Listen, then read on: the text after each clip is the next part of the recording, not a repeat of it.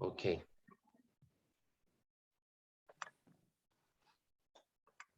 So thank you very much, Jessica and Edward, Richard and Olivia and Michael and everyone there. I'll share my screen. I'm sorry, please don't start counting the minutes. I'm just apologizing because I'm going to read, but I'm going to share my presentation in order that you can read along myself for various reasons that I already told Olivia, Jessica, and others. I'll feel more comfortable, and I think it's more responsible for me to read because of the stage of the research than to do slides. So I hope you can follow me with the reading. As you can see, the name of the presentation is not as the one in the invitation and the poster. The name changed because, as Jessica said, it's a work in progress. It's towards a dignified life, children's work, play, and learning. So this approach is indebted in two ways to the one postulated more than a decade ago by the likes of Nick Lee or Alan Prout, whom I assure you know, and which is now basically mainstream in childhood studies. As we know, they stated that the sociology of childhood had used the modern sociological framework to study and engage with a postmodern reality.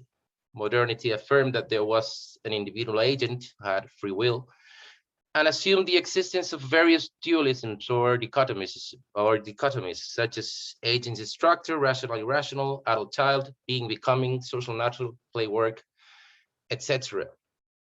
But we now currently speak not of these dichotomies, but of multiple interdependencies and hybridities, and see that the boundaries of some of these binarisms are more blurred, and maybe were always more blurred than we used to think. So first, and thus, firstly, and in a similar way to that of the early sociology of childhood, I think that the research that engages with child work in a constructive way, as we people in Children and Work Network do, defending the right to a dignified work and embracing the voices of working children, seems to me to have overlooked centuries-old critiques of work as a source of exploitation and alienation. Or at least it doesn't seem to have given them the importance they should have within a critical theory of child work. And secondly, and more at a substantive level of the critique of dualisms themselves, posed by Lee Prout and others, my approach holds that to study child work, we necessarily have to study child play, which would be its binary or polarity, and everything that is in the path between one and the other, especially but not only learning. So the first section would be exploitation and work. And in everything that follows, it's crucial for us to bear in mind that the children and youth of the Nats movements, which will be my main point of reference here when talking of working children, define themselves not only as working children, but also as working children, as children who work, and their identities are permeated by this working kind. So to begin with then, when scholars and activists who defend children's dignified work talk about preventing their exploitation, they generally refer to harmful and or dangerous work. And see, for example, Michael and Richard's paper of 2019, who seem at times to equate harm and exploitation. So these authors do it in a very different sense than when the Marxist critics of labor refer to exploitation. Marx, in the tradition he inaugurated, referred to exploitation as the expropriation of surplus value by the owner of the means of production.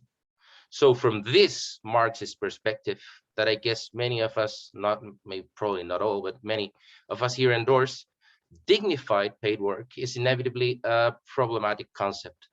And this because at work there is perforce not only exploitation, that I've just defined, but also alienation, which would be the unfree production of commodities with no intrinsic value nor meaning for the worker in exchange for the meager means to satisfy the worker's needs, that is work done for exchange value, and domination, the creation of hierarchical relationship in which the buying of the employee's workforce by the employer transforms the latter into the employee's boss, who controls her body and time.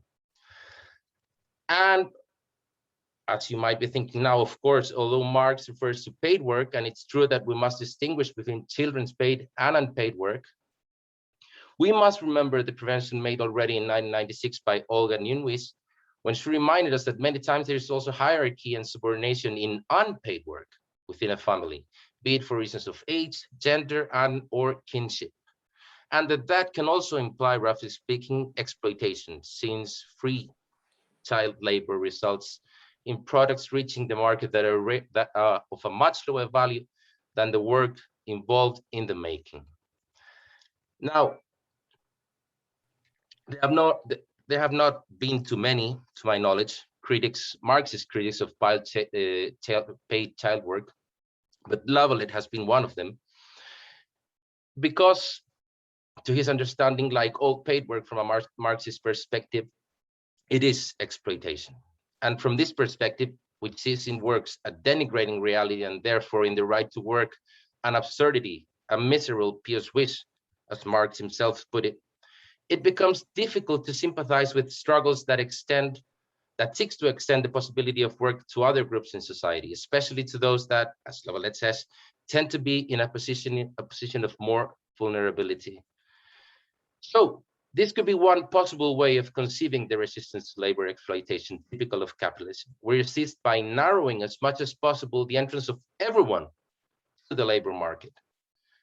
And this position would be all the more understandable since many of the children who work, whether or not they are organized in nuts movements, do so in precarious conditions, a consequence of a globalization that only computes them as cheap labor. Now, but precisely because of this, another way to resist is the one chosen by the Nazi movements. Not all of them paid workers, but all of them inevitably imbricated in the predatory process of capitalist globalization. Nazis assume that leaving the capitalist labor market is just changing one way of subordination by another. That is, the subordination to the employer by the subordination to one's parents' economic wants, themselves many times subordinated to the exploitation of an employer. But with one difference: the subordination of the child worker opens the possibility to act with an economic and material agency that her removal from the labor market precludes. So, in other words, the path chosen by the Nazi movements shows that moral autonomy seems like a chimera when anchored by definition in material heteronomy. It shows that not everything is lost when one receives a salary, that by expropriating surplus value, the employer does not necessarily expropriate the whole dignity of the worker, who understands her work as a position from where to fight for more and better dignity. Now, this explanation, which I have exposed elsewhere, still seems valid to me, but it definitely does not clear out the fact that child work can continue to be a source of alienation, exploitation, and or domination in the classic Marxist sense of those terms. Now, because of this, it is essential, I think, to clarify the real meaning of the right to work and of rights at work, because both of these are slippery categories. What do we mean by dignity when we talk about dignified work? And these questions, I hope we can go like get into them in the breakout group and the Q&A. So we move to what a dignified education, play, and work, what a dignified life would mean. And to begin with, education, or rather, I prefer to speak of learning, has been spuriously reduced to schooling, and school is precisely where we, advocates of children's right to work, say that children who work should also be working and learning in school. But we know also that it is a fact that compulsory schooling, as we know it, was born to discipline the rebellious children of the 19th century's working classes, to get rid of unfair competition, cheaper labor represented by children, and to create the obedient and efficient workforce needed by capitalism. Therefore, it is no surprise that children under capitalism still have little to no say in their education, starting by the simple fact that it is compulsory. And neither is it surprising that current day schooling fits almost every definition of work. So, and here's another food for thought, What then about dignified schoolwork? What about dignified schooling? What is school for working children? When is it a workplace? When is it a play place? And maybe most importantly, when is it an emancipatory place? Now, secondly, and going into play itself, an emancipatory discourse of child work implies and requires an emancipatory discourse of child play. It's less polarity. And this means it needs to emancipate itself from the rhetoric of play as progress development, which is a capitalist rhetoric and the hegemonic discourse of child play in the minority world, now exported worldwide through capitalist globalization. Capitalism, as we know, relies on the work ethic, and Max Weber wrote a book about this, which in its child form appears as the rhetoric of child play as child development. And Sutton Smith has a wonderful book about this. Children's work is play, thus children must play a lot, and most importantly, must play very well. And I think it's been fairly established by now that child development is subordinated to capitalist development. We must challenge then and emancipate ourselves along with children from this rhetoric ethic. Seen this way, we could say with the Italian autonomist Marxists that the working class is no longer the class of those who work or those who produce, but rather the class of those who fight capital. And what is capital? A social system based on the imposition of labor through the commodity form, a system built on the subordination of life to work and the work ethic.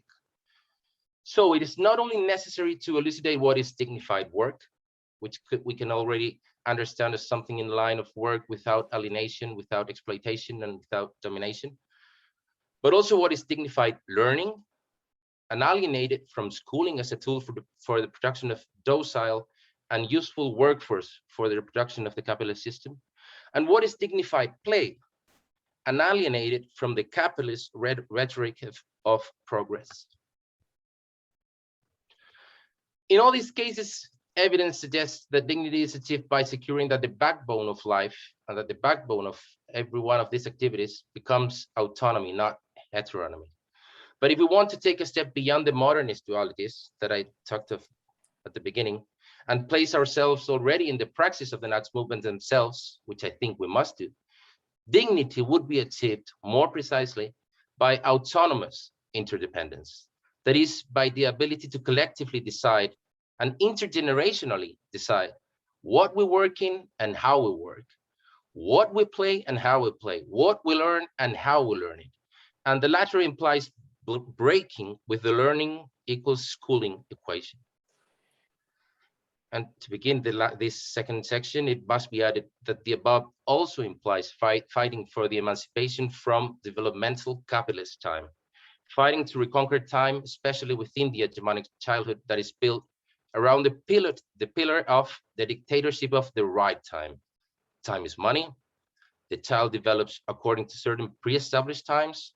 The child must learn just in time, neither before nor after. There is a play game for each age. Hurry up, you're late for school. Now is no time for PlayStation, it's homework time. You're such a nice boy, how old are you? Time is fundamental because those who control time will also control its meaning. And so, and this is the last section, what paths to a dignified life in work, play, and learning, to a life in which autonomy, or more precisely, autonomous interdependence, could find a dwelling place.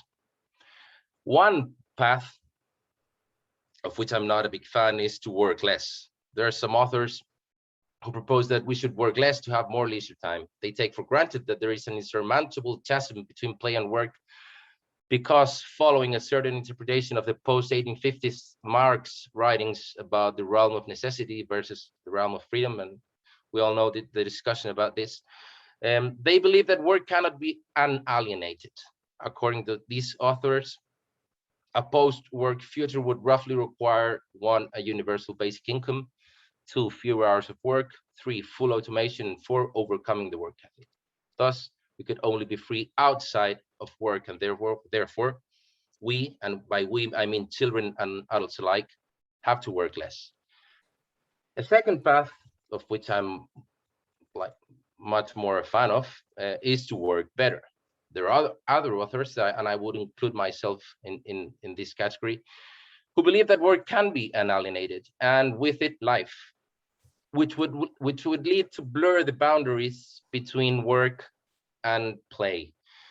They believe that the attempt to find in leisure the freedom, creativity, and meaningfulness that is unavailable in work leads inevitably to alienated leisure. We would thus have to fight for that end state in which work and child work is a free, creative human activity that has both intrinsic and extrinsic value, meaning and purpose. So we gain freedom in and through work, as well as in and through play. Third path would be to look for and delve into the cracks of capitalism, a third path towards the dignified life. Holloway speaks of cracking capitalism through his conception of doing, conceptualized as purposeful, concrete activity as opposed to abstract labor. Abstract labor, and I know that probably most of you are acquainted with this, is one part of the dual nature of labor as it is organized under capitalism, with concrete labor producing use value and abstract labor producing exchange value.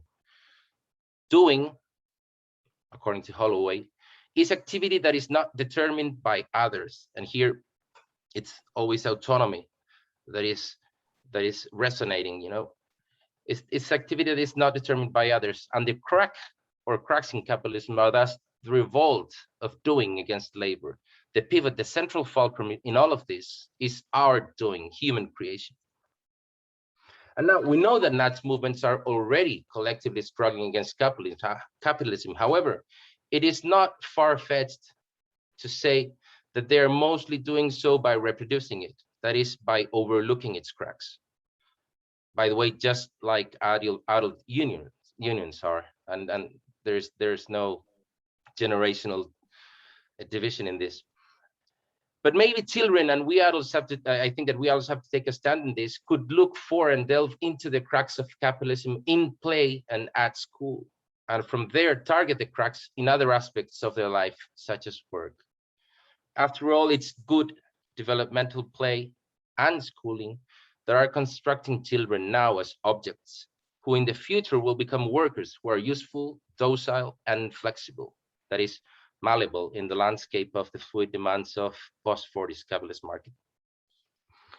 So, children enacting the antagonist rhetoric of play as power, as Sutton Smith brilliantly explains, or the powerful praxis of teaching high school students inevitably come to one's mind as examples of cracking behavior, collective struggle expressed in autonomous interdependence, or autonomous interdependence enacted through collective struggle.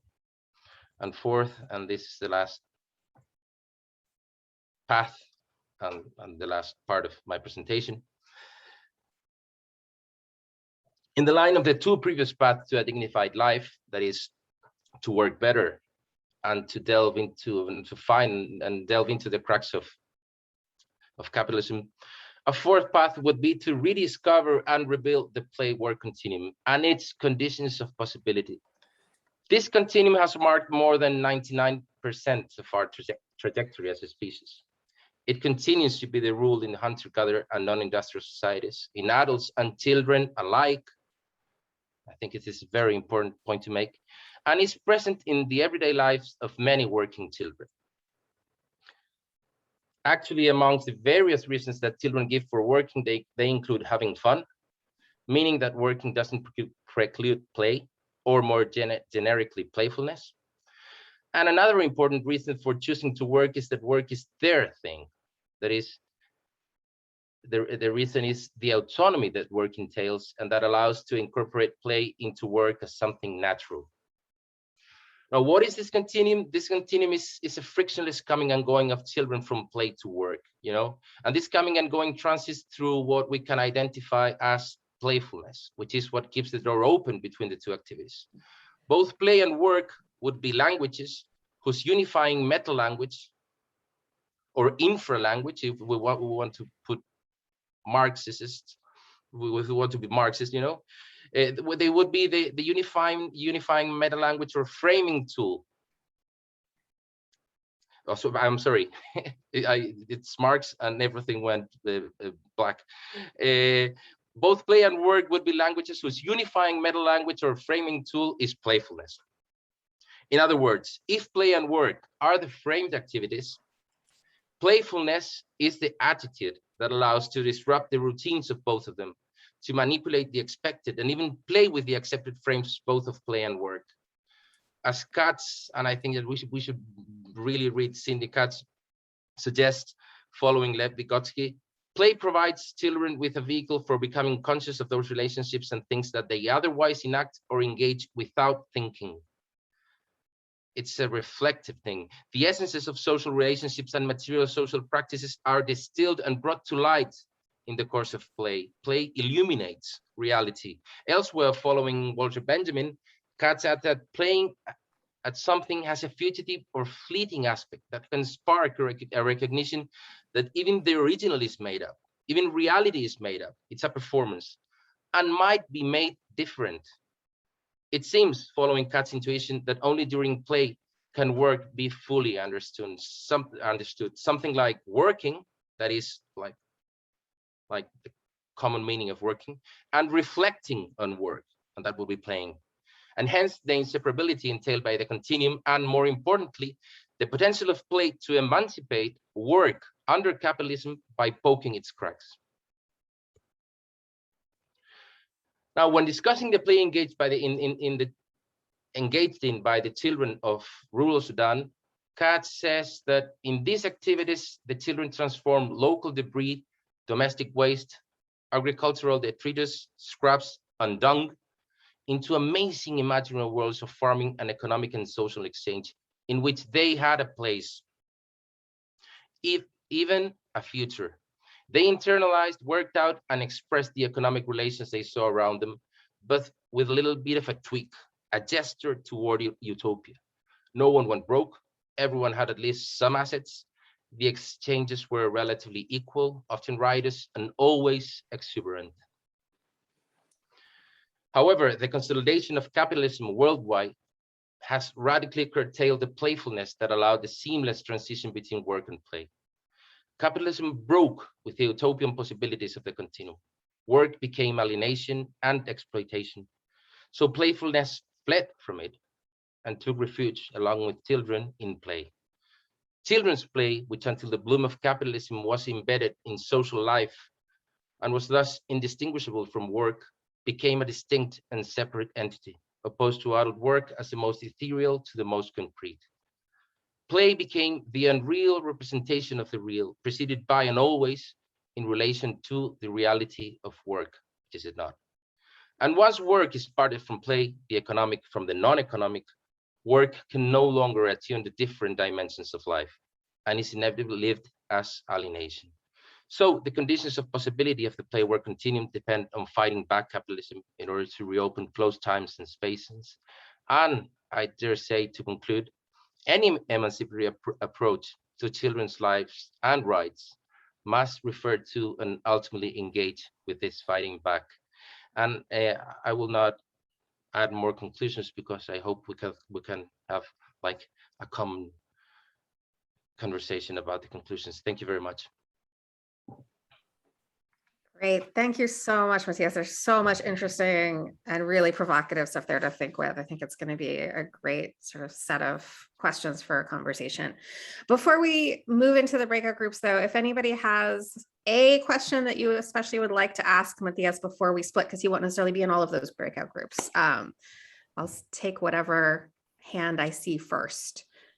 Feel free to just raise your Zoom hand, or I think if you unmute, I'll see that too. It's a lot to process there. Take a second. It's fine.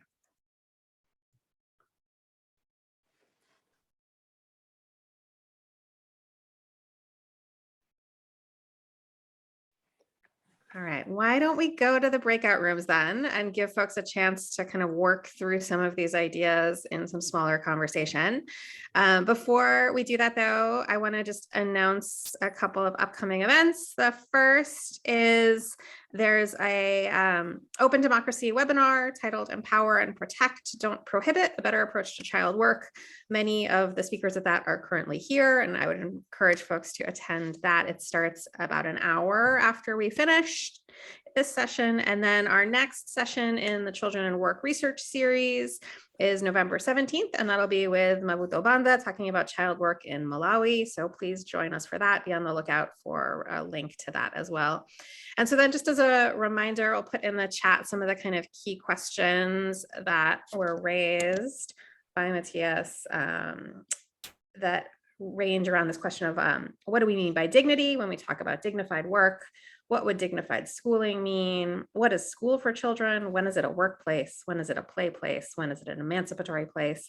And then especially to think together about these possible paths toward a dignified life, to work less, to work better in an unalienated fashion, to look for and delve into the cracks of capitalism, and to rediscover the play work continuum and its conditions of possibility. And so which of these paths resonate for you might be a good place to sort of start that conversation for thinking about the sort of struggle toward a dignified life for both children and adults as part of the work that we're all interested in. So I'll put those questions into the chat momentarily, and hopefully they'll move with folks as you head into the breakout rooms, which I think Edward will be setting up.